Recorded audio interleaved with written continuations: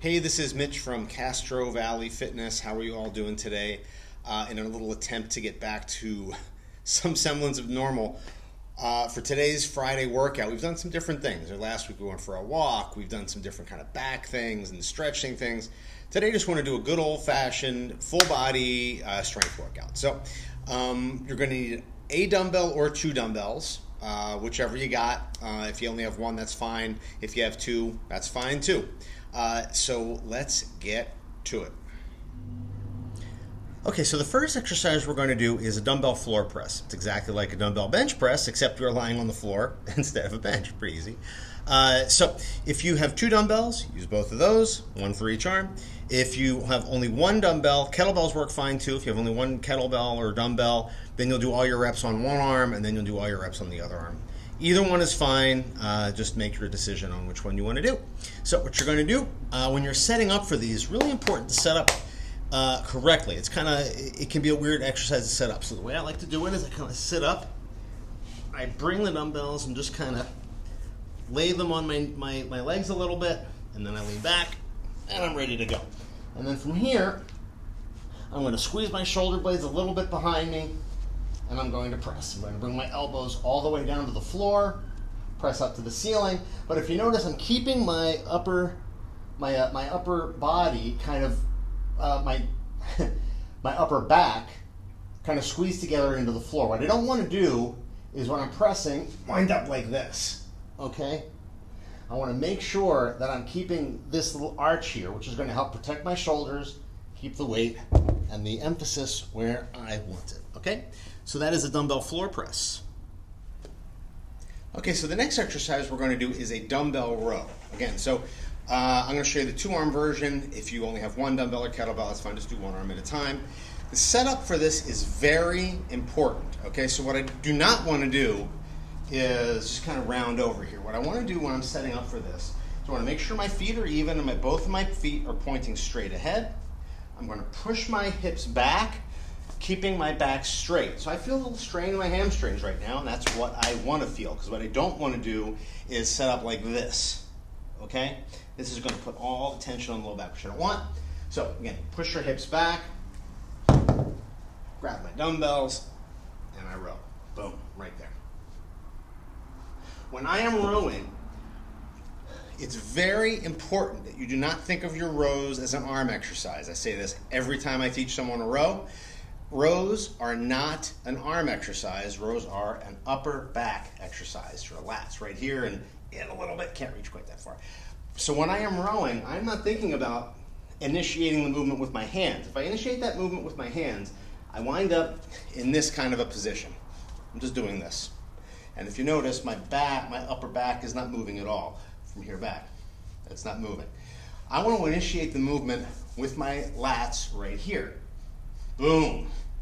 Notice the difference. When I do this, boom, and then I follow from there. So when I'm rowing, I'm in that kind of position using my lats, not my arms. My arms are like, they're just hanging out, they're doing something, but I'm initiating the movement from here, not with my hands. If you feel that movement here, then you know you're initiating with your hands and you're not pulling those shoulder blades back. Okay? The other thing about those is if you are feeling those in your low back, I will guarantee you your hips are not back, you're just kind of bending over. You want to get about a 45-degree angle here. Okay, so when you row, you're in a good position. You don't want to just kind of hunch. You don't want to think about bending over. You want to think about pushing hips back and then rowing from there. Okay, so that's the row. Okay, so the next exercise we're going to do is a reverse lunge. Okay, so what you're going to do here, you're going to stand up nice and tall. Step back a little bit, much better angle here. Stand up nice and tall. You're going to take make sure there's nothing behind you. Take a big step back. When I say big step, I mean big, long step. And then come back up. Alternate legs. When I'm doing this, I want you to notice as I step back, I want you to notice the angle of my front leg. Okay, notice how it's pretty much straight up and down. What I don't want to do is this. Okay, now if you notice that knee's kicked forward.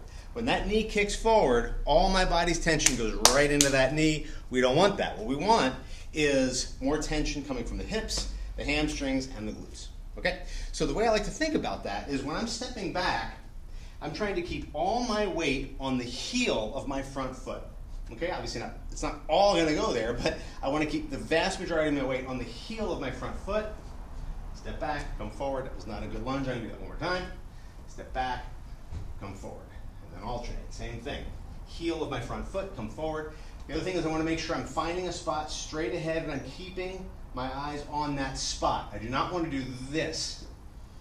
Okay, I want to make sure I'm staying nice and upright the whole movement. Okay, so with the dumbbells here, again, 1 or 2, whatever you got, you can hold them down here. The higher up the dumbbells are in your body position, you can hold them here, here, or even here. This is very difficult. The higher up the dumbbells go, the harder it is. So kind of make your judgment on that, okay? So that's the reverse lunge. From there, we're going to go into a straight leg deadlift, okay? So again, I'm going to grab the dumbbells.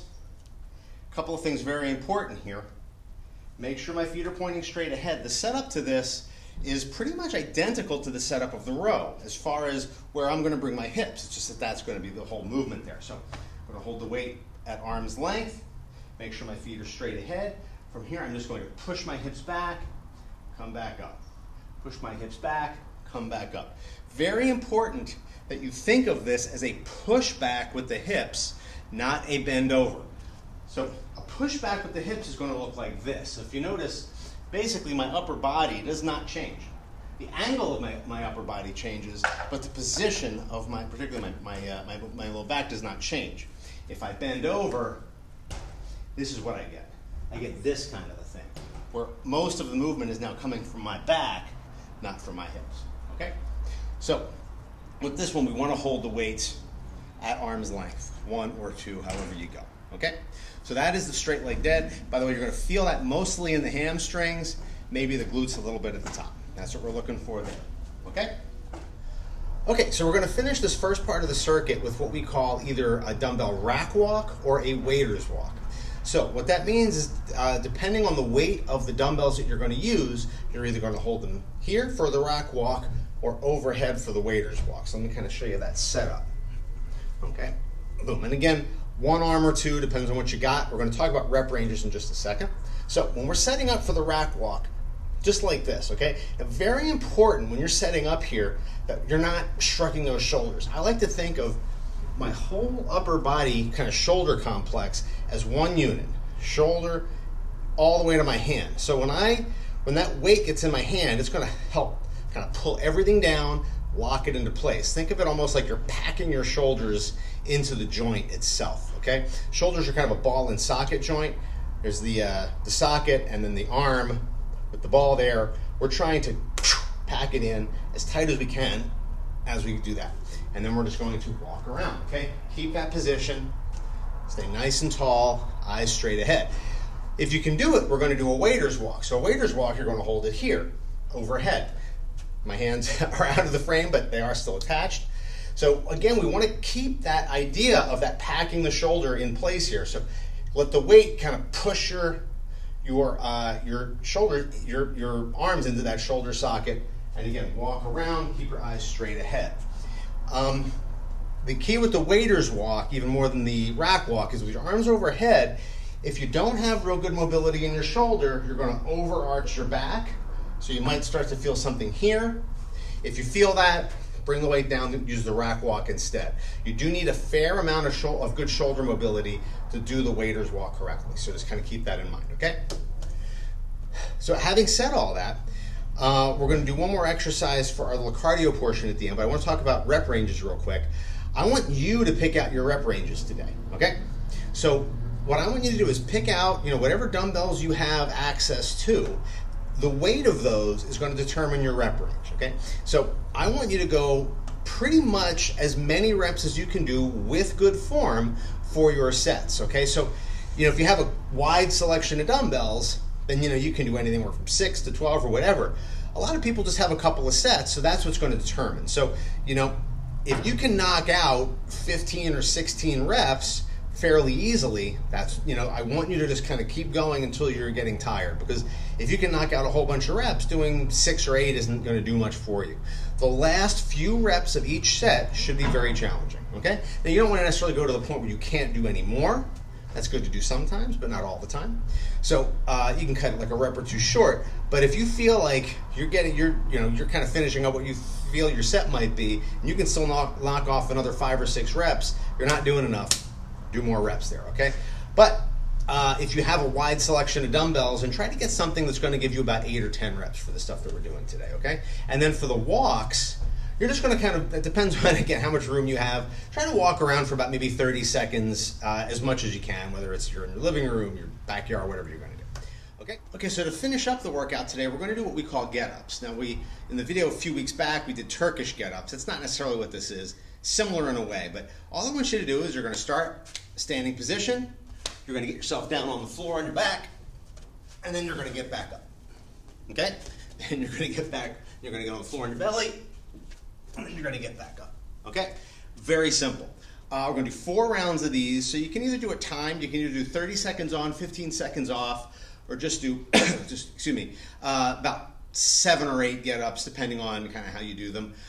Each set, I want you to adjust that level of intensity a little bit more. So how we're going to do that is we're going to take one of your hands for the second set, put it on your right leg, and you are not going to take it off the entire set, okay?